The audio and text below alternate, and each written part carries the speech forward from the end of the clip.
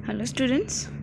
मैं आज एक नया कोर्स स्टार्ट करवाने जा रही हूँ। ठीक है, आज से मैं एक नया कोर्स स्टार्ट करवाऊँगी जो कि है रीट लेवल 2, यानी रीट लेवल 2 का मैं सिलेबस स्टार्ट कर रही हूँ। उसमें भी मैं सब्जेक्ट ले रही हूँ साइंस। ठीक है, मैं जितना भी साइंस तुम्हारे दिया हुआ है सिलेबस के अंदर रीट का, वो मैं इसमें करवाने वाली हूँ। ठीक है, अब मैंने यहाँ पे प्रेजेंटेशन के अंदर लिख रखा है कि साइंस और मैथ्स दोनों। साइंस और मैथ्स लिखने का मतलब ये है कि ये जो क्लासेस हैं वो ओनली साइंस के बच्चों के लिए नहीं है, कि जो ऑप्शन में साइंस डालते हैं उन्हीं के लिए नहीं है, क्योंकि ये तो पता ही होगा कि मैथ्स और साइंस, मैथ्स वाले बच्चों को भी पढ़नी है तो साइंस वाले बच्चों को भी दोनों ही सब्जेक्ट पढ़नी है, तो ये इसलिए मैथ्स वाले बच्चों के लिए भी है। ठीक है, अब जो मेरी क्लासेस होंगी साइंस की वो दोनों ही मीडियम में होंगी, हिंदी मीडियम में भी होंगी और इंग्लिश मीडियम में भी होंगी। मतलब मैं यहीं पे दोनों मीडियम के बच्चों को ये चीज़ समझा सकती हूँ, दोनों मीडियम के बच्चों को मैं ये बता दूंगी कि हिंदी में क्या होता है और ये इंग्लिश में क्या होता है। दोनों मीडियम साथ लेकर के चलने का मेरा एक मेन रीज़न ये है कि बहुत बार एग्ज़ाम्स के अंदर क्वेश्चंस के आंसर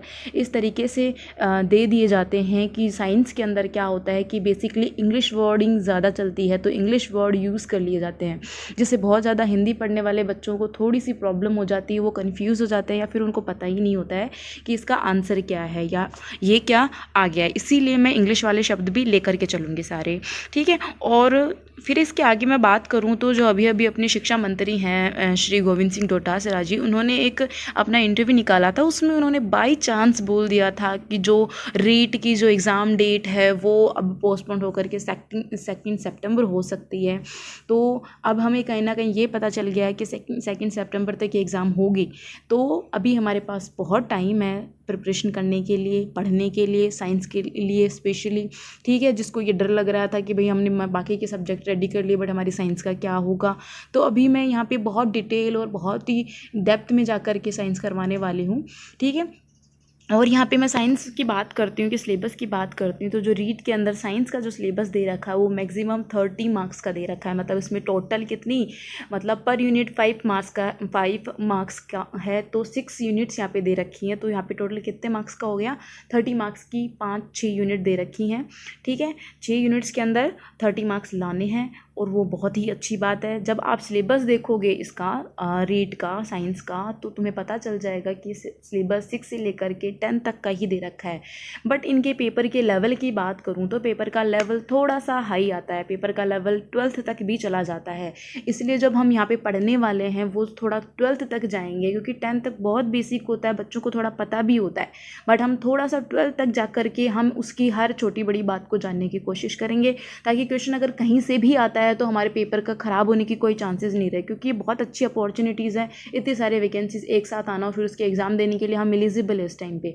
तो बहुत अच्छे से प्रिपरेशन करने के लिए बहुत ज़्यादा मेहनत की ज़रूरत है। इसके लिए हम हर संभव कोशिश करेंगे। मैं यहाँ पे तुम्हें बेस्ट नोट्स प्रोवाइड करवाऊँगी, बेस्ट क्वेश्चंस प्रोवाइड करवाऊँगी जो अब तक की एग्ज़ाम्स में आ चुके हैं और जो आगे आने वाले एग्ज़ाम्स में उनके आने की संभावना भी है। ठीक है, और दूसरी बात ये कि मैं तुम्हें ये भी बता दूंगी कि अगर एग्ज़ाम के टाइम पे कन्फ्यूज़ भी हो जाते हो टॉपिक्स को लेकर के, तो आप उनको ट्रिक वाइज या थोड़ा सा अपने फॉर्मूलाज यूज़ करिए किस तरीके से उनको सॉल्व कर सकते हो। ठीक है, तो यहाँ पे हम आगे चलते हैं। तो यहाँ पे देखते हैं, मैंने यहाँ पे सिलेबस थोड़ा सा मैंने लिखा हुआ है थोड़ा सा बताने के लिए, क्योंकि मैं एक इंट्रोडक्टरी वीडियो बना रही हूँ, ये कि मैं बता दूंगी कि अपनी प्लानिंग क्या होने वाली है आगे, कि हम किस तरीके से आगे सिलेबस को कवर अप करने वाले हैं। तो ठीक है, यहाँ पे मैंने यूनिट 1 लिया हुआ है जिसके अंदर फर्स्ट चैप्टर है सूक्ष्म जीव यानी माइक्रो ऑर्गेनिजम्स, और सेकंड चैप्टर दिया हुआ है सजीव, थर्ड मानव शरीर एवं स्वास्थ्य, और फोर्थ दिया हुआ है जंतु प्रजनन एवं किशोरावस्था।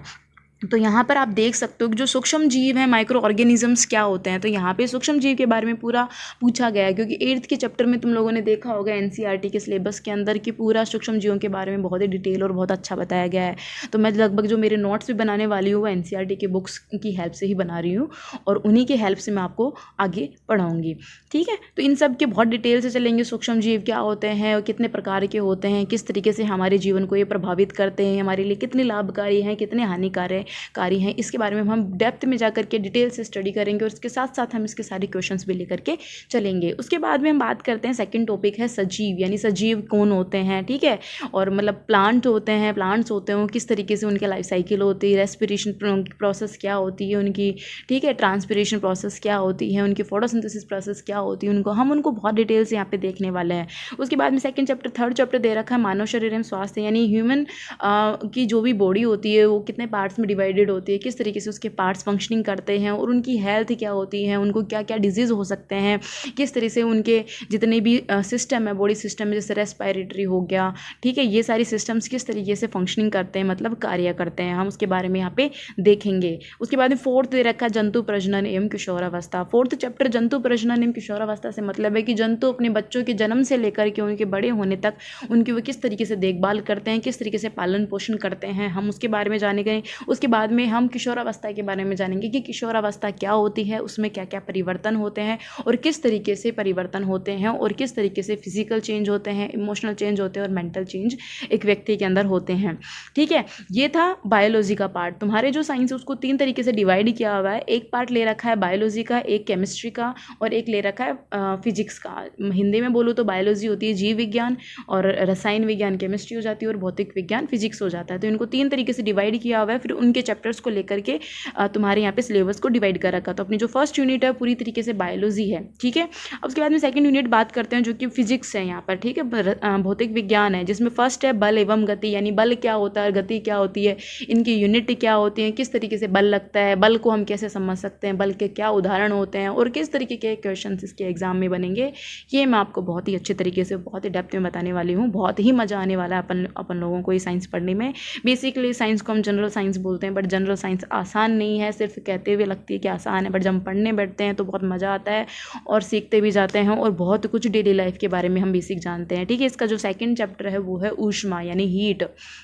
क्या होती है, ऊष्मा क्या होती है, कैसे निकलती है, कैसे बनती है, कैसे वो हमारी उपयोग आती है, हम उसके बारे में इसमें जानेंगे, ठीक है। थर्ड जो चैप्टर दिया हुआ है वो है लाइट एंड साउंड, यानी प्रकाश एवं ध्वनि, यानी लाइट और साउंड के बारे में बताना है कि लाइट क्या होता है और साउंड यानी ध्वनि क्या होती है, हम कितने डेसिबल की ध्वनि को सुन सकते हैं और कितने डेसिबल की ध्वनि हमारे लिए हानिकारक होती है कि हम बहरे भी हो जाएँ, और किस तरीके से पोल्यूशन इंक्रीज़ होते हैं, किस डेसिबल के ऊपर जाने के बाद में पोल्यूशन होता है। ऐसे हम हीट के बारे में, प्रकाश के बारे में जानेंगे कि हीट कैसे बनती है, कहाँ से आती है, ठीक है। लाइट के बारे में जानेंगे, ठीक है, लाइट कहाँ कैसे बनती है, कहाँ से आती है, ये सब चीज़ों को हम पता करेंगे। इसके बाद में हमारा जो थर्ड यूनिट है वो विज्ञान एवं प्रौद्योगिकी और सौरमंडल दे रखा है। तो यहाँ पे जो विज्ञान क्या है, ठीक है, वो क्या रिसर्च कर रहा है, क्या डिस्कवरीज कर रहा है, उसके प्रौद्योगिकी यानी हम उसको किस तरीके से टेक्निकल तरीके से हम उसको टेक्नोलॉजी के अकॉर्डिंग यूज़ कर रहे हैं, वो हमें इसके अंदर बताना है, ठीक है। साइंस क्या है और उसकी प्रौद्योगिकी क्या है। उसका आगे है जो है सौरमंडल, यानी जितना भी सौरमंडल अपनी, जितना भी जहाँ से सूर्य है, चंद्रमा है, जितने भी सौरमंडल हमारे बने हुए हैं, जितने भी ऑर्बिट्स बने हुए हैं, उसके बारे में हम यहाँ पे डिटेल स्टडी करेंगे, ठीक है।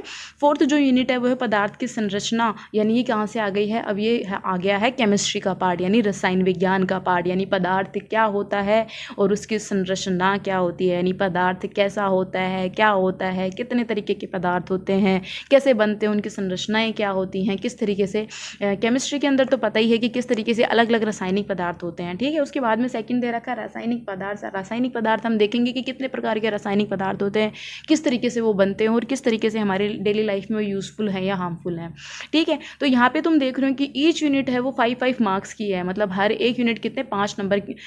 कवर अप कर रही है। यहाँ पे फर्स्ट यूनिट में 4 चैप्टर हैं, तो सोचो 4 चैप्टर में से अगर 5 क्वेश्चन आते हैं तो बेनिफिट की चीज़ ये है कि 5 चैप्टर में से आप 5 नंबर ला पा रहे हो 4 चैप्टर में से। ऐसे यहाँ पे 3 चैप्टर में से 5 नंबर मिल रहे हैं, बट इन दोनों से भी बढ़िया ये 3 और 4 यूनिट है जो कि बहुत ही अच्छी है। इनमें तुम्हें फुल मार्क्स लेने की पूरे चांसेस हैं, क्योंकि यहाँ पर दो ही चैप्टर है, वहाँ पे फिर भी तुम्हें 4 चैप्टर पढ़ने पड़ेंगे, यहाँ पे सिर्फ 2 चैप्टर पढ़ने पड़ेंगे और तुम 5 नंबर ले सकते हो। और यहाँ पे गलती होने की चांसेस है ही नहीं, कोई गुंजाइश ही नहीं कि कोई गलती हो जाए, क्योंकि यहाँ पे हम बहुत ही क्लियर करके जितने भी कंसेप्ट वाइज चलेंगे वो सारे कंसेप्ट को क्लियर करते हुए चलेंगे, भागेंगे नहीं। बहुत टाइम है हमारे पास, बढ़िया टाइम मिल गया है, लॉकडाउन में घर पे फ्री बैठे हैं, हम इस टाइम को काफ़ी अच्छे से यूटिलाइज कर सकते हैं, ठीक है। उसके बाद में जो 2 बेसिक यूनिट्स दे रखे हैं जो कि शिक्षण विधियों के ऊपर डिपेंडेंट है। 5th विज्ञान की संरचना और प्रकृति क्या होती है,